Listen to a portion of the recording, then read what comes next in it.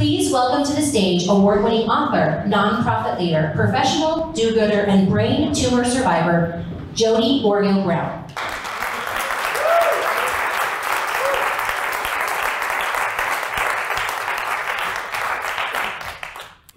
In Charlie and the Chocolate Factory, a certain little rich girl, Miss Veruca Salt, pressured her father to shut down his factory and instead have his employees unwrap thousands of chocolate bars until they were able to find a Willie Wonka prized golden ticket. Veruca had a fault, either a personality defect or a bad habit practiced to perfection. I don't care how, I want it now. Veruca hadn't been taught. Every interaction is an opportunity to change a life. She saw others as a means to get what she wanted, not as an opportunity to do good. In this world, there are many people who will be a little bit like Veruca. While Veruca wanted ponies and presents and prizes of all shapes and sizes, today many people still want it all. And they want it bigger, faster, better, and more of it. They want friends, followers, fans, fame, and free-flowing wealth. Some people are so desirous of attention, they will post multiple times a day just so the world knows what they are doing at any given moment. Status update. Whatever you are doing is not as important as what I am doing. So stop what you are doing to read about what I am doing. What are we to do? In Simon Sinek's book, Leaders Eat Last, he wrote, leaders will jump in front of their employees in order to protect them. He said they will stand up for their people in order to support them. They will go without so that others have enough. Leaders know that every interaction is an opportunity to change a life, and they want to change lives for the better. They recognize that whether you are 7'6" or 4'8", you can have great stature when you help others stand a little taller. But organizational leaders do not have to come just at the top of the status charts. They are not determined only by position. In fact, leaders can come at any level, and sometimes it is the lowliest of positions that often end up creating the most opportunities to change lives and do good.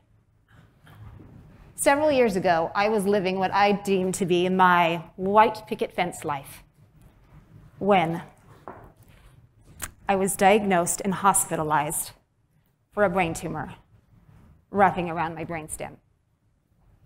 This was an incredibly challenging time for my family and a very trying time for me personally, because I had been a healthy, active, go-getter, conquer the world kind of girl. And I went to lying in a hospital bed, unable to take care of myself or my 4 small children. That is when I learned that every interaction is an opportunity to change a life. And indeed, at that time, every interaction served one of 2 purposes for me. Either it emboldened me and helped me so that I had the courage and the strength to continue the fight for my life, or it left me feeling depleted, worthless, helpless, and hopeless. In fact, at one time, a CNA came into my room, did not tell me her name, but announced that she was there to bathe me.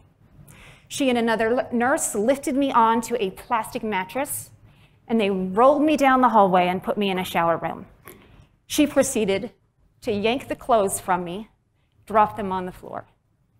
Then she took a shower hose and turned it on and started spraying me with cold water. She didn't even offer me a towel to cover myself or to dry myself. She didn't touch me. She didn't talk to me. She just hosed me down like I was a car in a car wash. And after a few minutes, the tears started to fall, and they joined with the water droplets spiraling down the drain, each of them taking a little more of my dignity and humanity with them as they went. She did not see me as a person. To her, I was a name on a chart. I was a number on a door. I was a body in a bed. She did not understand that every interaction is an opportunity to change a life.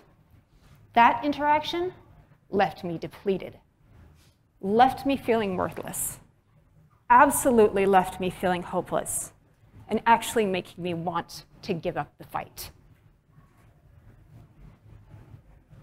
In contrast, 9 long days later, when I was still in the hospital, still dependent on others, still in a battle for my life, after having spent 29 days in and out of neurocritical care, having 3 brain surgeries, multiple side effects and complications, including facial paralysis, a spinal fluid leak, and every complication known to man short of a stroke and death, I was in desperate need of feeling human once again. And that day, I had decided I was going to try for a shower once again. And then, a young man with long, straggly brown hair entered my room and wrote his name on the board where it said, CNA on staff, Lucas. Great. So one day I decide I'm going to take a shower, and I have a male CNA. I quickly decided showers were overrated. If I could just get my hair washed, that would do the trick. And so I talked to Lucas and asked him, is there someone available maybe that could come in and help wash my hair? He looked at me and said, I can wash your hair. And Lucas disappeared from the room and came back a few minutes later with a cart full of supplies. He scooted me down to the end of the bed, covered the mattress in plastic, and then proceeded with warm water to gently wash, not the hair, but the teeny tiny little sprouts I had growing out of my head, careful not to touch any of my scars or any of my staples. For 30 minutes, he massaged warmth into my soul and strengthened me with his every tender, delicate touch. Every interaction is an opportunity to do good, and that interaction left me ready to continue my fight for life. Though Lucas held no status in the hospital, he had great stature, and that is far more important. Thank you.